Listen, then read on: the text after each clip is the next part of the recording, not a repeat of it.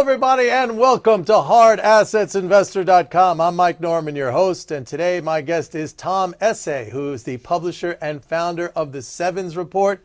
Well, I welcome you back to the show. Tom, good to see you. Mike, thank you very much for having me. I'm glad to be back. Sure. I want to talk about the grain markets, which have really been in a very bullish mode. We've had the heat wave embracing a lot of the country, but also most importantly for the grains, the growing areas. And the USDA recently reduced the outlook for the corn crop. Corn prices have skyrocketed recently, along with soybeans. How do you see the outlook there? Well, you know, we got that latest report, and I think what surprised people was that the USDA was more aggressive in cutting their yield than people had expected. So, you know, we've seen the rally continue. But as I look at it, I want to step back and say, wait a second. You know, at the beginning of June, corn was trading $5 a bushel.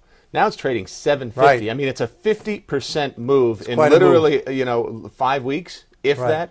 So the crop better you think be it's in too really much? trouble. I think it's too much. I think it's too much given where we are from a crop size. We have to remember acreage planted for corn this year is the highest since the early 1930s. So even though we're yielding less, we're planting more. So is the crop damaged? Yes. Is it damaged with 750 corn? I'm not so sure. So you'd be a little cautious at these levels? I think so, yeah, especially in corn. Now, soybeans has a much more bullish, you know, fundamentals underneath it. There was a very low inventory levels. There remain very low inventory levels, but it's been overshadowed because everybody's so focused on corn because it's such a more recognizable crop. But there's probably more opportunity in soybeans around these prices than there is in corn.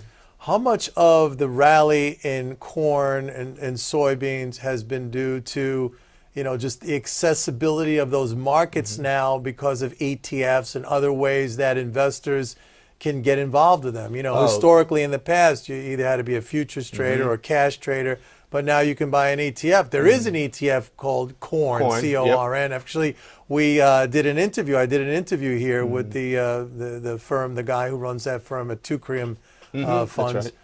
So it's much easier to get involved now, right? Yeah, absolutely. And that certainly the managed money side of it has pushed corn to these levels. You can, you know, you don't have to unravel that puzzle. You can go look at the open interest. You can go look at the net longs of the COTs, the commitment of traders. They've exploded. To the net long has gone way higher than it was, you know, 5 weeks ago. So there is a lot of managed money in it. There are a lot of people that are long corn that really have no business being long corn except they think that they're riding some sort of a panicked market or a mega trend. And I just think that 50% in 5 weeks, that's a lot. So that crop better really be in trouble. Otherwise, the prices are too rich at these levels. And it also could be that other markets are kind of difficult or quiet right now. The stock market's in a tight trading range. You don't have a lot going on. I mean, Europe sort of quieted down for the moment. So there's money looking to go someplace, right? That's exactly right. I mean, what are we looking for as traders? We're always looking for trends, either up or down. You look at the equity market, really all you're doing is just getting whipsawed between, say, you know, the high 1200s and the high 1300s. You know, same thing with gold. It's just been chopping. Same thing with oil to a point. Now it's just been chopping over the last couple of weeks. But you look at the grain markets, there's a trend, you know, and I think you're absolutely right. I think people are looking to trade something that's moving and that's bringing them into the grain market. Now, what about some of the ags? For example, what about sugar? What about cotton? How do those look? Well, you've seen those really, they saw a big decline in the beginning of the year, or actually sort of more towards June, because of the whole market went down with Europe. But you've seen all of them sort of bottom here, and they're beginning to inch up. Now, they haven't seen the explosion the grains have because they're not really seeing these tremendous, you know, supply-demand fundamental fluctuations.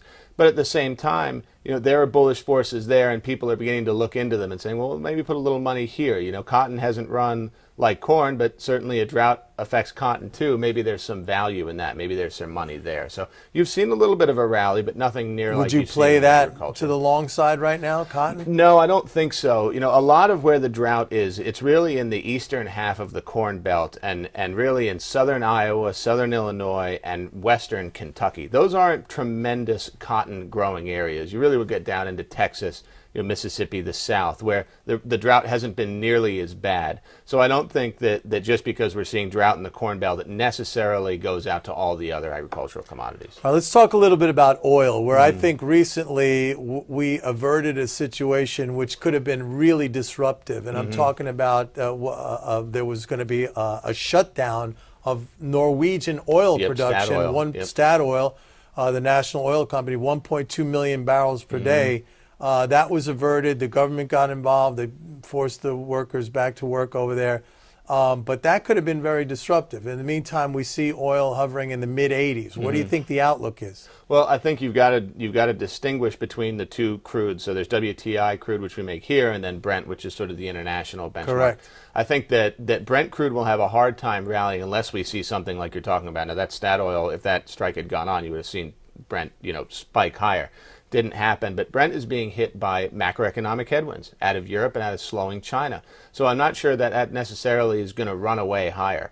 WTI, on the other hand, things are getting a bit more bullish there. And the reason they are is because we're beginning to work through this enormous stockpile of crude we have in Cushing, Oklahoma, that has artificially suppressed the price of WTI. Now, we reversed the Seaway pipeline, which is now bringing crude from Cushing down to the Gulf. And that's what's helping to alleviate that oversupply in the Cushing.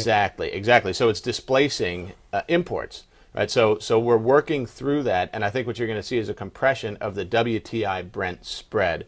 And if I had to buy crude, I'd be buying WTI crude. Where is that spread right now? Spread's about $14 right now. So it was as low as 11. Now this potential strike in Statoil in Norway actually caused it to spike higher, and I think that was a good entry point for people to put that trade on. It makes sense that that spread should narrow. Absolutely, yeah. Fundamentally, it just makes sense. There's not increasing demand for Brent crude because the global economy is basically at a standstill. Correct. But at the same time, WTI is artificially suppressed. It shouldn't be this low relative to Brent, and the reason it is because crude was trapped in Cushing. It's no longer trapped, so you're going to see that spread compress. Now, in general, the commodity outlook, let's just say in the United States, we're looking at a 2% GDP growth rate.